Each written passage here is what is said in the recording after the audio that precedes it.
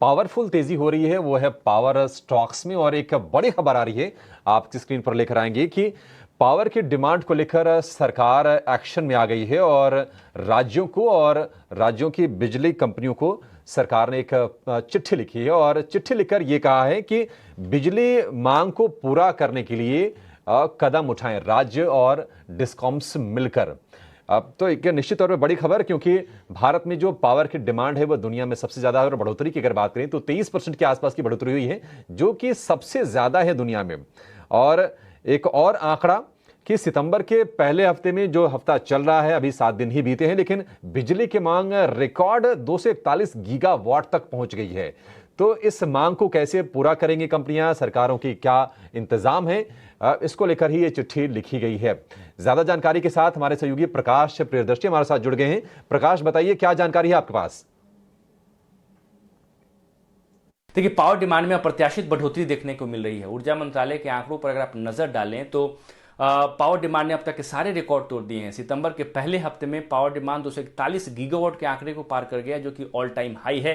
लिहाजा सरकार के सामने इस वक्त सबसे बड़ी चुनौती यही है कि पर्याप्त बिजली की सप्लाई कंज्यूमर को की जाए। ऊर्जा मंत्रालय ने सभी राज्यों को इस बात के निर्देश दिए हैं कि तमाम जरूरी कदम उठाएं ताकि पावर जनरेशन में भी तेजी आए और सप्लाई भी की जाए।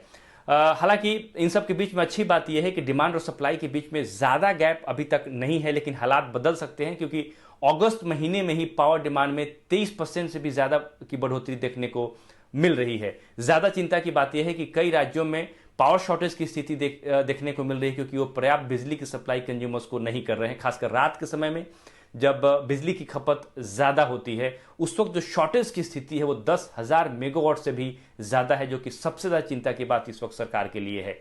ऊर्जा मंत्रालय का अनुमान यह भी कहता है कि आने वाले दिनों में पावर डिमांड में और तेजी आ सकती है, और इसके पीछे की सबसे बड़ी वजह यह है कि बिलो नॉर्मल मानसून होने की वजह से जो इरिगेशन पर्पस के लिए बिजली की खपत है उसमें तेजी आई है, और साथ ही साथ जो रिजर्वायर्स हैं वहां भी वाटर लेवल में कमी आ रही है, जिसकी वजह से हाइड्रो पावर का जो जनरेशन है वो पर्याप्त मात्रा में नहीं हो पा रही है। लिहाजा ऊर्जा मंत्रालय ने कई तत्कालिक कदम उठाए हैं। सभी जनरेशन कंपनीज को इस बात के निर्देश दिए गए हैं कि वो आवश्यक रूप से कोयले का इंपोर्ट करे ब्लेंडिंग पर्पस के लिए। कम से कम 6% कोयले का इंपोर्ट किया जाए। साथ ही साथ imported coal based power plants के लिए जो 100% कैपेसिटी के साथ ऑपरेट करने की जो बाध्यता है उसको 2 महीने के लिए बढ़ा दिया गया है। सभी राज्यों को इस बात के निर्देश दिए गए हैं कि वो जो एग्रीकल्चर लोड है उसको सोलर पावर पर शिफ्ट करें, ताकि रात के समय पर्याप्त बिजली की सप्लाई की जाए। इसके अलावा जो राज्य पीपीए होने के बाद भी बिजली नहीं खरीद रहे हैं, जनरेशन कंपनीज को कहा गया है कि वो एक्सचेंजेस पर पावर बेच ले, ताकि दूसरे डिस्कॉम से राज्य सरकारें जिनको जरूरत है वो पावर खरीद लें। ऊर्जा मंत्रालय ने कोयला मंत्रालय और रेलवे मंत्रालय से संपर्क किया है, ताकि एडिशनल कोयले की जो सप्लाई है वो थर्मल पावर प्लांट्स के पास की जाए। हालांकि इन सब के बीच में दिलचस्प बात यह है कि कोयला मंत्रालय लगातार ये बयान जारी कर रहा है कि पर्याप्त कोयले का स्टॉक है, लेकिन ऊर्जा मंत्रालय के जो आंकड़े हैं वो अलग ही कहानी बयां कर रहे हैं। बहरहाल स्थिति ये है कि पावर डिमांड ने अब तक के सारे रिकॉर्ड तोड़ दिए हैं।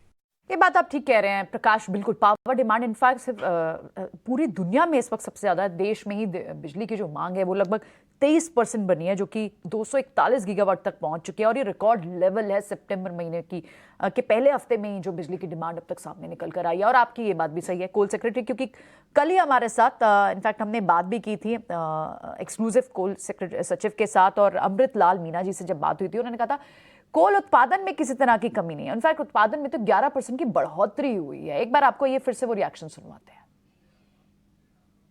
देखिए, कोयले का जो उत्पादन है इस वर्ष में 11% से अधिक की वृद्धि है। पिछले वर्ष की तुलना में इस पीरियड का जो अप्रैल से लेकर अगस्त तक का पीरियड था उसमें इस बार का उत्पादन 11% अधिक है।